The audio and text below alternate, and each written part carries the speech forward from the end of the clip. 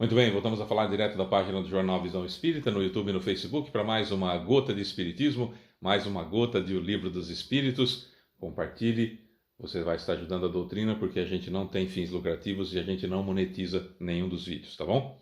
Estamos no livro 2º, capítulo 3º, Retorno da Vida Corporal à Vida Espiritual. Hoje nós vamos encerrar o item Separação da Alma do Corpo, com as questões 161 e 162, para no próximo vídeo a gente começar em perturbação espiritual, que vai ser muito bacana também, porque o Livro dos Espíritos só vai ficando cada vez melhor, e a gente vai aprendendo muito, muito, muito. Estamos utilizando o livro da editora M, a tradução da editora M, tá bom? Vamos lá.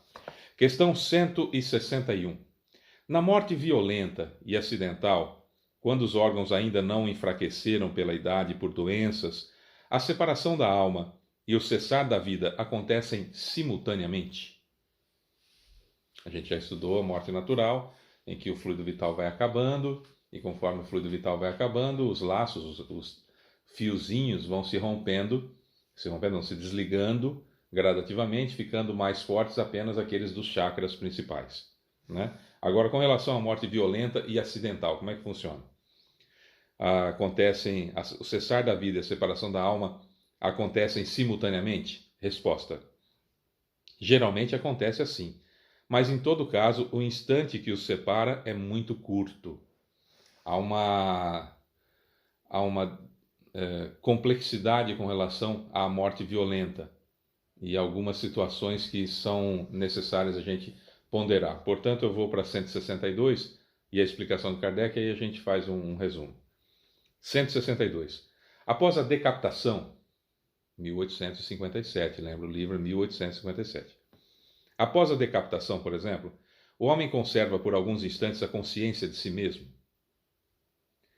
Resposta: frequentemente, ele a conserva durante alguns minutos, até que a vida orgânica seja completamente extinta. Porém, muitas vezes também a apreensão da morte o faz perder essa consciência antes do instante do suplício. Era, infelizmente, comum a decapitação. Por isso que ele está, cortar a cabeça. Por isso que ele está fazendo essa pergunta. Vamos à explicação de Kardec. Trata-se aqui apenas da consciência que o supliciado pode ter de si mesmo como homem e por intermédio dos órgãos, e não como espírito. Se não perdeu essa consciência antes do suplício, pode então conservá-la por alguns instantes, mas de curtíssima duração, que cessa necessariamente com a vida orgânica do cérebro. Isso não implica que o perispírito esteja inteiramente desprendido do corpo, ao contrário. Em todos os casos de morte violenta, quando essa não ocorre pela extinção gradual das forças vitais, os laços, os fios, que unem o corpo ao perispírito são mais tenazes, fortes, e o desprendimento completo é mais lento. Com relação à decapitação, há alguns relatos no livro Céu e Inferno, que na segunda parte é a mais brilhante, na minha opinião, que tem relatos de espíritos, desde espíritos felizes, espíritos endurecidos, espíritos arrependidos, assassinos, suicidas, tem vários relatos, e eu sugiro, assim, você que está começando agora com a doutrina espírita, pegue o livro Céu e Inferno, já vai para a segunda parte direto. Depois que você lê todo o livro dos Espíritos, que já tiver estudado um bom tanto a doutrina, aí você volta e lê a primeira parte. Mas a segunda parte do livro Céu e Inferno tem um compêndio de manifestações e de trabalho de Kardec extraordinário. É um negócio assim fabuloso. E uma das pessoas que dá a comunicação foi decapitada. E ele relata isso. Ele fala: olha, meu corpo ainda continuou vivo depois da decapitação por alguns instantes. A gente sabe hoje que depois que acontece isso são ali 2, 3 minutos. O cérebro sobreviveria até uns 6 minutos, mas como há hemorragia, no pescoço, então dá 2, 3 minutos em que a pessoa ainda fica ali percebendo que está encarnada, vendo com os olhos do corpo e sentindo aquilo que aconteceu com o seu corpo. Porém, no entanto, contudo, todavia, no que diz respeito à parte perispiritual, se o espírito não desmaiou antes, não perdeu a consciência instantes antes da desencarnação, do momento da morte do corpo, se não aconteceu essa perda de consciência pelo suplício, né, pelo que vai passar, ele vai identificar-se com o corpo, ou seja, o perispírito dele vai ficar sem a cabeça. E muito provavelmente, o que vai acontecer? O sujeito vai carregar a cabeça perispirítica. É muito comum isso acontecer nessa época. Então, o que eu estou dizendo? Com relação ao acidente. Então, houve o acidente de trânsito, por exemplo, que o sujeito morreu no acidente de trânsito. O corpo dele morreu imediatamente e ele foi projetado para fora do corpo, que isso acontece também, né? Ele é projetado para fora do corpo e entra num estado de perturbação, ele não viu o corpo, o perispírito dele está intacto, certo? Porque ele não teve concepção de si mesmo, ele não viu como que estava o corpo dele, não achou que ele estava daquele jeito. Agora, vamos imaginar que o sujeito bateu o carro, né? Bateu o veículo que ele estava, houve um acidente de trânsito. E aí o corpo ficou preso nas ferragens e ele se viu todo machucado, ele se percebeu machucado, com as pernas quebradas, com o braço quebrado, costela perfurando o pulmão, etc. É aquilo que acontece no acidente de trânsito. E aí ele se percebe daquela forma, fica ali algum tempo e acaba então o seu corpo morrendo. Ele se percebeu dessa forma, ele se viu dessa forma, ele percebeu que ele estava assim, portanto o perispírito toma essa forma. E ele vai se sentir um bom tempo, até que ele saia da perturbação e perceba que o corpo morreu e que ele continua vivo, e é ajudado por alguém para voltar ideoplasticamente à sua forma perispirítica normal, e ele vai ficar daquela forma. Porque ele se entendeu assim. É da maneira que eu me entendo que o meu perispírito é daquele jeito. Certo?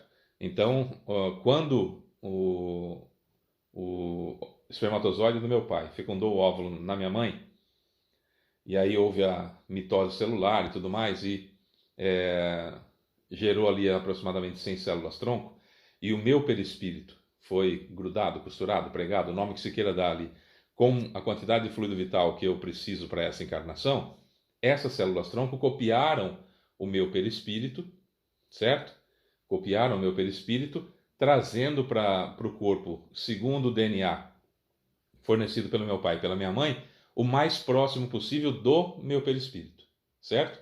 Do que eu estava pronto para essa encarnação. A partir da adolescência mais propriamente dito, o meu perispírito e o meu corpo são praticamente a mesma coisa, porque é como eu me vejo, é como eu me sinto. Então eu tenho a forma perispirítica, hoje eu, Fábio, com 52 anos, tenho a forma perispirítica praticamente como vocês estão vendo.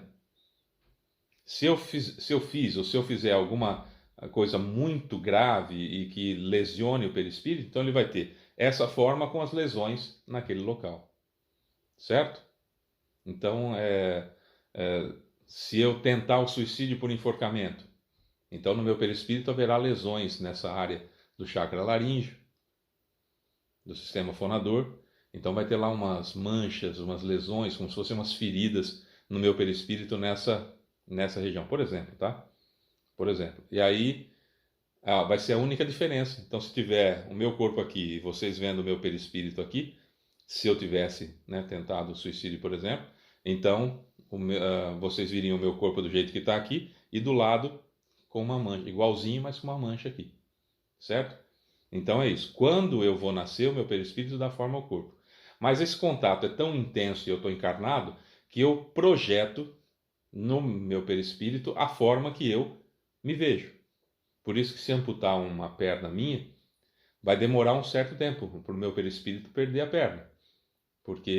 Ou não ter perna conformada, criada, né, no meu perispírito. Eu vou continuar sentindo coceira na perna, dor na perna, porque o meu perispírito tem a perna. Mas se eu ficar muitos anos sem essa perna, aqui encarnado, passar a revolta, passar aquela coisa toda, meu perispírito também vai ficar sem uma perna. Porque eu vou... o Fábio disse que todos os casos são assim. Foi isso? Não, estou falando de via de regra. Normalmente isso acontece, tá? E aí o meu perispírito vai se conformar, vai ter a forma que eu vejo no meu corpo. Como eu vejo o meu corpo. Então eu vejo meu corpo faltando uma perna. Então, o meu perispírito vai se moldando àquela situação. É isso que eu quero dizer com a forma como eu me enxergo, como eu me vejo, né? Então, se eu sofro um acidente e vejo meu corpo como está, se sou guilhotinado, né, decapitado, enfim, cadeira elétrica, tantas formas que tem por aí ainda de pena de morte, etc. Alguns instantes eu posso sentir através do corpo aquilo que está acontecendo, mas eu, perispiritualmente, fora do corpo, com o meu perispírito, meu corpo espiritual, meu duplo etéreo, vai tomar a forma que eu acho que eu sou, que eu me entendo por gente, como eu me enxergo. Então, se eu sou espírita, tenho conhecimento do plano espiritual, tenho conhecimento da vida após a morte e sofro um acidente, por mais que eu veja o meu corpo todo dilacerado, quando eu saio do corpo, eu falo, poxa vida, eu desencarnei, graças a Deus, meu corpo me foi muito útil, como dizia Francisco de Assis, meu jumentinho me foi muito útil, graças a Deus, beleza, fica lá. E o meu perispírito não vai ter aquela forma, porque eu sei que eu sou eterno. Eu sei que o meu perispírito é formado pela minha mente, né? Como eu me entendo. E eu não me entendo daquele jeito, eu me entendo um ser espiritual. Beleza, o meu perispírito não vai acontecer nada. Se eu sou decapitado, se eu sou queimado na fogueira, o Quinto Varro, por exemplo, no livro Ave Cristo, que é um livro fenomenal do Chico Xavier por Emmanuel, é maravilhoso esse livro. O Quinto Varro, quando Quinto Varro não, Quinto Celso, o menino, quando ele é queimado na fogueira como cristão, né, queimado nos círculos romanos, o corpo dele acaba ali de extinguir a vida, ele já sai como na encarnação anterior dele, adulto, de boa, já para socorrer o Tassiano. Percebe? Porque ele já se entende daquela forma, ele sabe que ele é mais do que aquele corpo. Daí a importância de sabermos que eu sou um espírito, eu tenho um perispírito, eu tenho um corpo. Né? E quando o meu corpo perece, eu continuo sendo eu.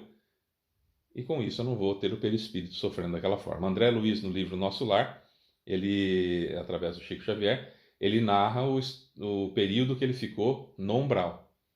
Né? E ele narra as lesões horripilantes que ele tinha na região do sistema digestivo. Por quê? Porque foi de um câncer no sistema digestivo que ele desencarnou e ele entendeu-se daquela forma.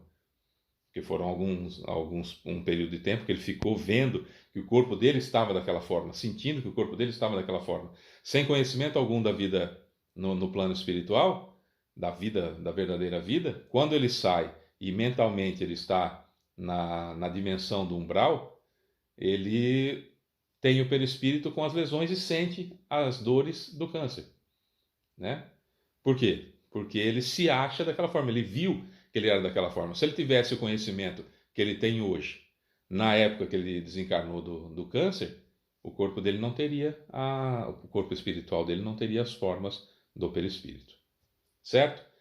Bom, é um assunto bastante difícil da gente trabalhar, evidentemente, porque requer vários exemplos, mas eu espero ter dado um empurrãozinho para você buscar mais informações, talvez nesses livros que eu citei aí. Né? É interessante.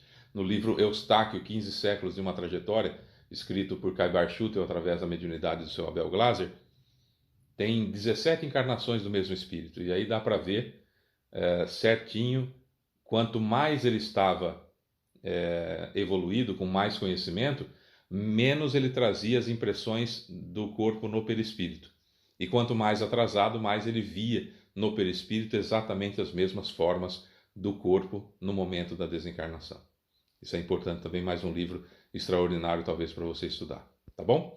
Eu sou Fábio Pereira, essa é mais uma gota de Espiritismo e amanhã nós vamos falar de perturbação espiritual. Se você tiver alguma dúvida desse sentido, do que nós falamos aqui da separação da alma do corpo, coloca aí nos comentários no YouTube, coloca nos comentários do Facebook, que a gente de repente faz mais um vídeo só sobre essa situação, respondendo as perguntas de vocês, ou então respondo direto lá nos comentários, tá bom? Um beijo para você que fica, até amanhã, tchau.